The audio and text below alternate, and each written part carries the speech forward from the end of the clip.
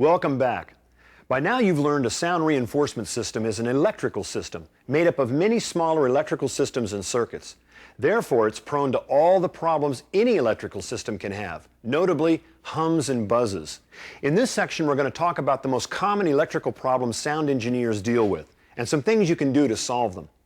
With the mains turned off, hums and buzzes on stage may be nearly inaudible, but when the mains come up, the noise will become greatly magnified due to the multiple gain stages in the system. So, one of the basic responsibilities of the sound engineer is to make sure the system is effectively grounded and that system noise is eliminated as much as possible.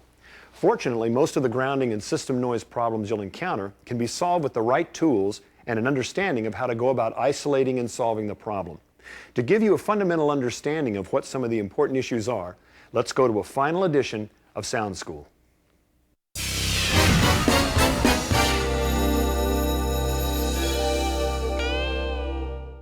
System noise is the term we use to describe the unwanted hums or buzzes in our PA system.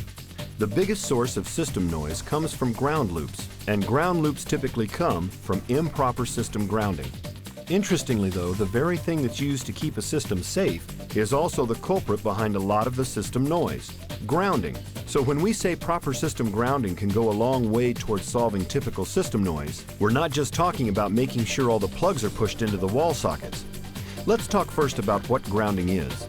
Grounding is the directing of the flow of electric current safely down to earth where it's dissipated.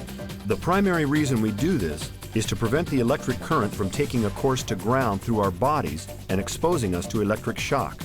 It's very important to understand that electrical problems aren't just annoying. A sound system, even a smaller system, can produce enough current capable of seriously injuring or even killing someone if not properly grounded.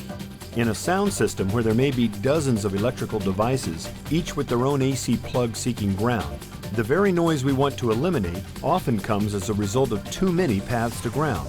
When there are too many paths to ground, loops can be created within the grounding paths, which act like antennas. These loops pick up the surrounding electromagnetic field, and rather than draining it off directly, recirculate it through the system to be amplified along with everything else we're amplifying. To reduce system noise, there are 4 areas we need to focus on: AC power outlet considerations, using the correct audio system cabling, understanding how and where to interrupt the shield ground, and understanding the various connectors used within an audio system. Ideally, you want to have 1 or more 20-amp circuits just for the sound system. It's always worth trying to find this information out from the club manager or building electrician. Also, it pays to have an idea of what the power needs are for the system you're using. The formula for this is watts divided by volts equals amps. Add up the total watts of your power amps and divide by 120 for volts. The resulting figure is the amperage your system draws at peak load. You should always check the outlets you plan to use for the system. Purchase a multimeter, which you can use to test AC outlets for correct voltage output as well as cable continuity. If a fault is detected, the outlet should not be used. Try to spread your power among several outlets on the same circuit instead of overloading one outlet box. If you're experiencing ground loops, never use an AC ground lift like this to lift the entire system. Instead, use balanced lines and cables with 3-prong AC plugs without adapters, and interrupt any ground loops at the line level shield grounds, which we'll talk more about in a moment. In audio systems, there are primarily 4 types of cabling: microphone cabling, line cabling, power cabling, and speaker cable. For all types of cabling, there are 2 important things to remember. First, use the correct type of cabling for each application. And secondly, the cable you use must be adequate to handle the necessary amount of current for a given application. Microphone cables carry the audio signal to its destination in either 2 basic ways. Unbalanced cables use one of the signal-carrying conductors as a shield against electromagnetic interference.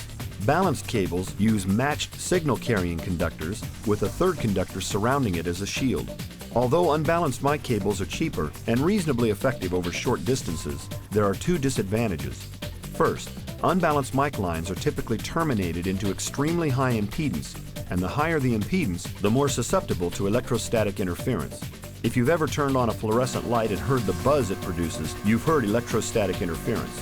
Like fluorescent lights, electrostatic interference can manifest itself as an audible buzz in the output sound. The second disadvantage with unbalanced cables is the longer they are, the more noticeable the deterioration of high-frequency response becomes. This can be compounded by the high-frequency buzz to which this cable is already susceptible. Balanced cable, on the other hand, has a lower impedance than unbalanced cable, and it's designed to allow the shield to drain electrostatically induced currents independently off the signal-carrying conductors. An even more significant advantage is that electromagnetic fields, which are not deterred by a shield in the cable, encounter identical conductors that are twisted into a spiral inside the shield. The twisting causes the electromagnetic field to be continually reversed with each full twist, largely preventing its influence from traveling along with the mic signal. In the unbalanced cable, the conductors are of different configurations and thus have different electrical properties than one another. As a result, they're unable to cancel out electromagnetic interference. Another advantage of balanced circuits is that they readily allow the shield ground to be disconnected or lifted at one end in order to avoid ground loops. The bottom line? Always use balanced low impedance lines for your microphone cables. Direct input boxes are another source of potential grounding problems. Generally, when a DI box is used to connect a grounded musical instrument amplifier to the snake using a balanced XLR type mic cable, the ground lift switch needs to be in the lift or off position. Such a switch is designed to disconnect pin 1 of the XLR connector on the unit. If the amplifier uses a 2-prong AC plug, leave the switch on the DI in the ground or on position. The next type of cabling is line level cabling, such as cables used to connect instruments to amplifiers or cables used to connect system devices to the mixer, such as effects or dynamics. Here again, whenever possible, use balanced cables. Balanced cables provide the maximum flexibility for arranging an effective grounding scheme. Next is power extension cabling. Always use shielded, heavy-duty, grounded 3-prong AC power extension cable to extend a power line if you're limited in available circuits and need to draw as much amperage as possible. Our final cable type is speaker-level wiring. This is the only cable type where shielding is not necessary or helpful. Normally we use simple 2-conductor cables. The diameter of speaker wire is given a numeric gauge number. The smaller the wire, the higher the gauge number. For example, a number 4 gauge wire is larger in diameter than a number 16 gauge wire. The diameter is important because the smaller the size of the speaker cable, the greater the impedance or resistance of the cable to the flow of current. As the resistance increases, so does the rate of power loss. For a moderate-sized system, we recommend a speaker wire gauge of at least number 16 or lower. As we mentioned earlier, too many paths to ground from all the various devices in an audio system can be a big contributor to system noise. The solution for this is to use balanced cable throughout the system and interrupt the shield ground at certain points. Let's look closer at how this works. In every cable, connector, and electrical device used in an audio system, there's a grounding capability. In a cable, it's the shield. In a connector, it's the sleeve or a pin. In a device, it's the chassis ground.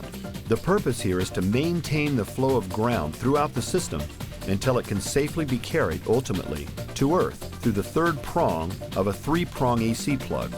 So how does this flow occur? Basically, from the shield ground inside the cable, through the connector, to a shield ground connected to the chassis of an electrical device, then a ground from the chassis to the 3rd pin of the AC plug for connectivity to Earth. It's in this manner that ground is passed through from device to device. Ground loops form because of the proximity and continuity between other system grounds. So it's important to understand where to interrupt the shield ground so that ground loops can be avoided. You don't interrupt the chassis ground. That would make the device ungrounded and a shock hazard. Instead, we use modified cables and connectors with the shield already lifted in certain places in the system. Here's how to lift an XLR on a balanced cable. On the female XLR end of a balanced cable, open up the connector and unsolder the shield from pin number 1. Insulate the exposed shield end with electrician's tape to ensure contact is not accidentally made within the connector. After reassembling the connector, be sure to color code it to show it's a modified cable.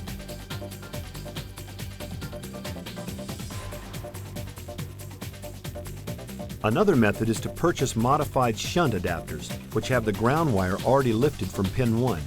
You can then simply connect the adapter to the female XLR connector on the cable you need lifted. There are several systems on the market which provide isolation transformers with ground lift switches. Here's the Proco IT8A, which provides 8 channels of isolation transformers with ground lift switches. A device of this type would eliminate the need for lifting the shield ground on the cable itself. As a sound engineer, you need to be familiar with a variety of adapters and connectors, so let's go over several typical ones. This is a balanced low impedance to unbalanced high impedance transformer adapter. This type of adapter allows you to connect a high impedance cable to a balanced low impedance cable. For example, an acoustic guitar with an internal pickup could be easily adapted to a mic cable. This is a double female 1/4-inch phone jack which allows 2 1/4-inch plugs to be connected. Here's a female phone jack to male phono plug for tape deck inputs or outputs. The phone plug is also known as an RCA plug. This adapter is the reverse of that, a female phone plug to a male 1/4-inch phone plug. This is an RCA Y cord. It allows tape deck outputs or inputs to be joined with a single mixer input or output. This is a dual banana plug used to connect a power amp to whatever configuration is being used for speaker wiring. This is useful if you need to adapt a spare power amp on the spot. Here's a female to 2 male XLR Y cord. This allows 1 cord to feed 2 units when necessary. Here's the opposite, a male to 2 female XLR Y cord. Although you'd prefer to use a transformer isolated splitter or combining box, this type of cable could be used in a pinch to connect 2 mics to 1 input, such as using 2 SM57s to mic 2 toms. If you don't have a pad switch on your mixer, this mic pad adapter could come in handy. They're manufactured in a variety of attenuations. These adapters are called turnaround adapters. They're pre-wired to provide a simple turnaround when snake channels are wired in the opposite direction than what you may need. This is a common problem with crossover outputs and other signals headed back to the stage. This is a male and female XLR to male 1/4-inch plug, and this is the opposite, an XLR to female 1/4-inch phone jack. These adapters should be in every sound engineer's toolkit. Okay, school's out.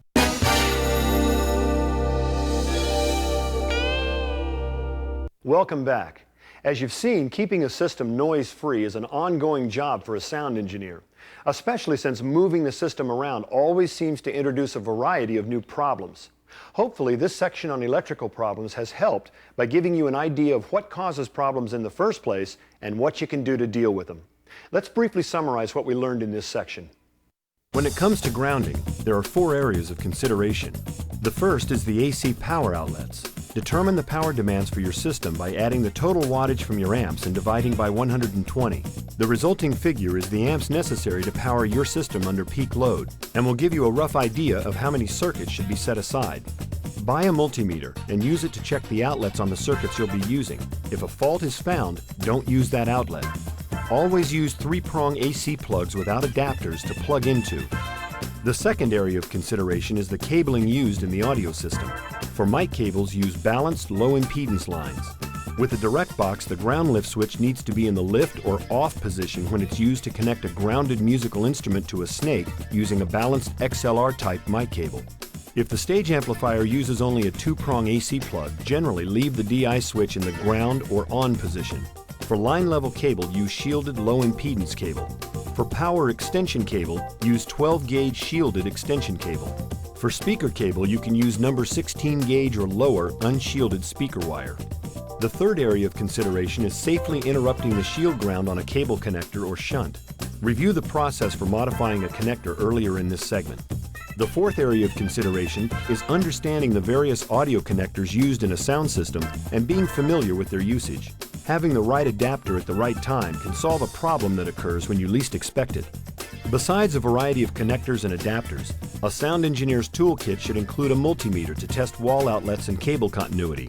A soldering kit is essential, as well as a variety of electrical tools. It's always better to be prepared.